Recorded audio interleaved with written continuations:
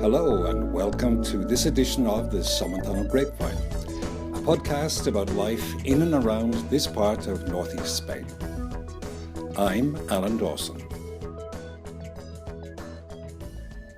For those of you who don't know, the literal translation of the word Somontano is at the foot of the mountain, or mountains, in this case the Pyrenees.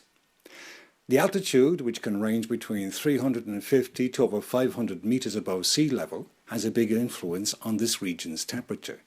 It can be very hot in the summer and very cold in the winter. Here in Barbastro, we can have a difference of nearly 50 degrees between summer and winter. So the rocky soil, combined with the continental climate and altitude, results in a set of conditions which are very favorable for growing grapes for winemaking. Depending on the variety, a winery will choose to plant at different altitudes. For example, the Grillo y la Luna winery grows Garnacha in a plot at 310 meters and Cabernet Sauvignon and Syrah and Merlot at around 400 meters. This winery, whose name, El Grillo y la Luna, translates as the cricket and the moon, was founded in 2007. Alberto Santiago, also known as Beco, works as an enologist at El Grillo, and I spoke to him during the week and asked him why he decided to become an enologist. It's a hard question.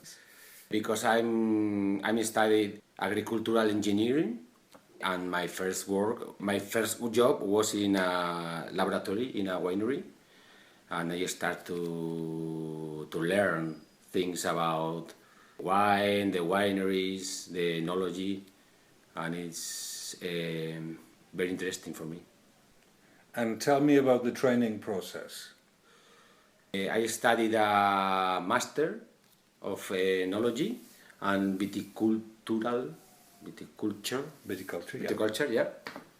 And I'm working the studies and overall working. It's the best way to learn all things involved in the job. But just for the formal training to get the masters, was it a 1 year, 2 year? 2 years. 2 year course. I was studying during 2 years in La Guardia. La Guardia is a small village in La Rioja, in high La Rioja, a special area from La Rioja, because it's not La Rioja, it's Basque Country. Mm-hmm. What's the difference between La Rioja wine and Somontano wine? The difference, the most important, I think, is the varieties of the vines, the way to do the vine, because La Rioja is an older denomination, yeah, and Somontano is younger, and is more modern and more faster to do new things or to adapt to new ways to do the wine, or to adapt at the fashions of the clients. And what's in fashion at the moment? At the moment, the fashion is Garnacha wines. Yes, it's very, very, very, very important, this variety nowadays. All the world, the people in abroad is asking for monovarietal of Garnacha, of Grenache, always Grenache. 15 years ago was Syrah. It depends. Yeah. And in the context of wine in Spain, who do you see as your biggest competitor? Which region? La Rioja? La Rioja or Ribera and Priorato. Priorato is a very good denomination. And Campo de Borja and Cariñena and Calatayud, because these denominations have a lot of Grenache vineyards, so there are lucky times for Campo de Borja. You're working in probably the newest or one of the newest wineries in Somontano. Mm-hmm. What's it like when you have to start from the beginning, you start from zero?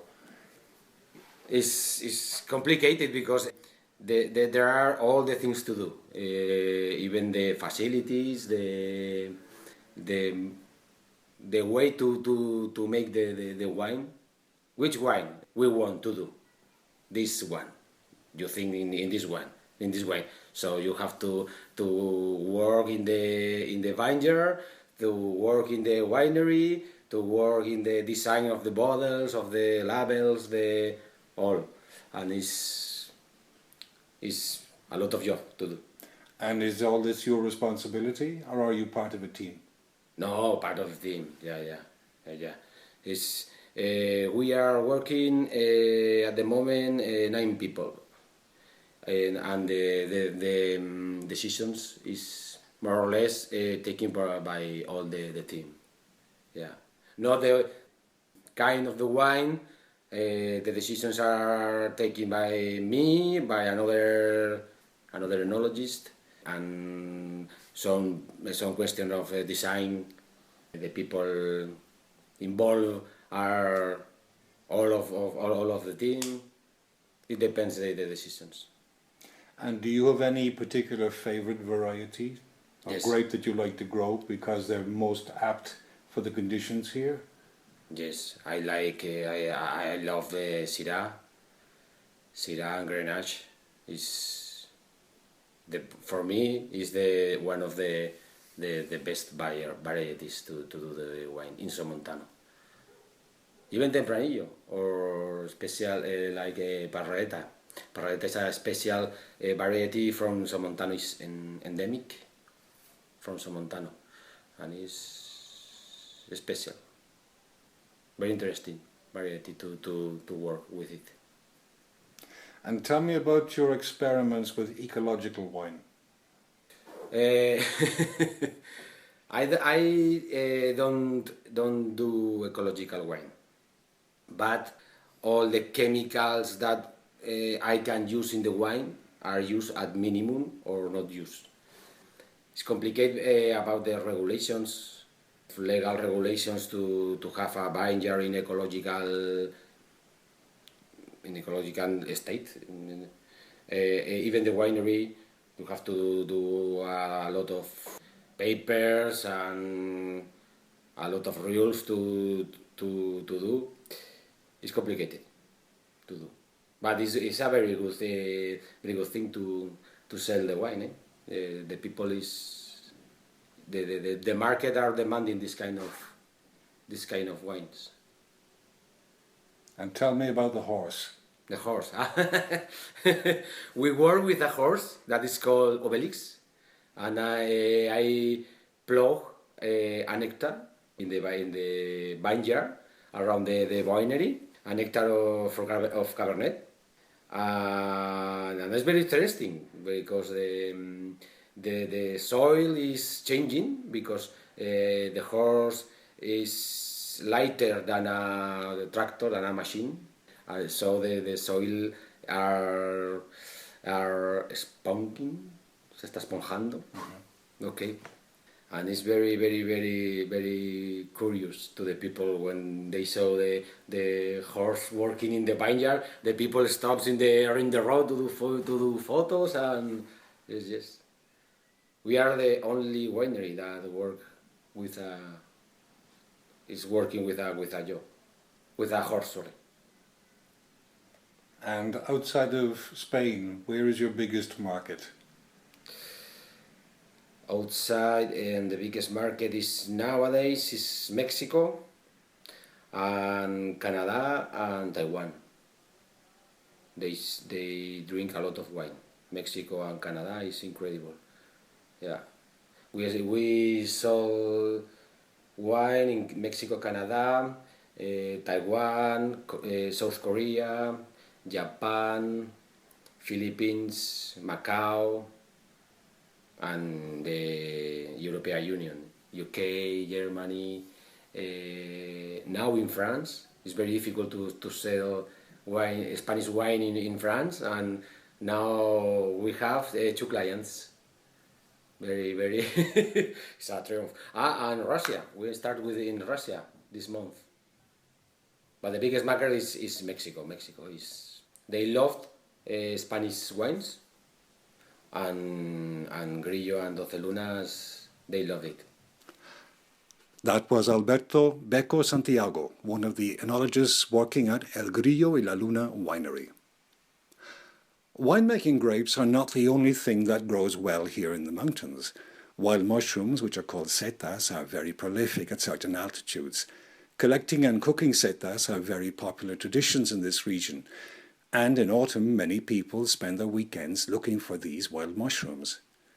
Alicia Lanau comes from a beautiful village called Campo, and I asked her how long she would spend in a typical day picking setas. Let's say the morning.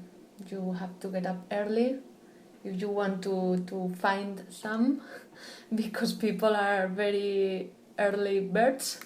And yes, you have to go early in the morning, and maybe you can finish, let's say, at 12 or 1 p.m. or 2 p.m. It's a good way to spend a day in the nature, and also you are going to relax because you are the whole morning looking for the mushrooms, and you are in the woods, and you are looking all the time, and when you find one, you are excited. Apart from being all day relaxed, let's say, or doing exercise in the woods, you get a reward, and you enjoy the dinner that day, because you can cook them in many ways. Is there any particular variety which you like? Last year I discovered the macrolepiota.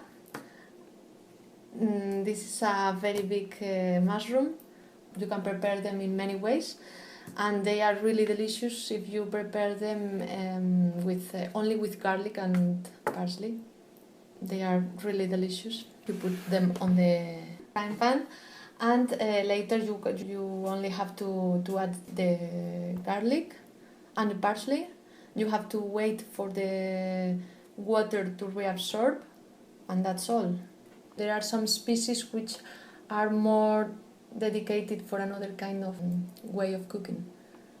For example, robellon, this kind of mushroom can be cooked in that way, and they are delicious.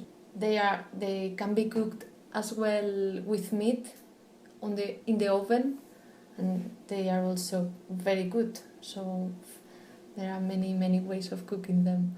One of the things which was very surprising for me when I first started learning about this tradition is knowing that there are regulations as to collecting things in the mountains. Do you have a special basket? Well, they have to be with holes, because in that way the spores of the mushrooms can be spread, let's say, over the woods. And what happens if you're discovered by a forest official that you have the wrong basket? I don't know what happens. It has never happened to me, so I don't know. That was Alicia Lanau telling us about the picking and cooking of setas, a very popular activity here in Somontano. And that's it for this edition of the Somontano Grapevine. If you have any comments or questions about what you heard today, please feel free to contact me through my website, www.inglesconalan.com. Thanks for listening.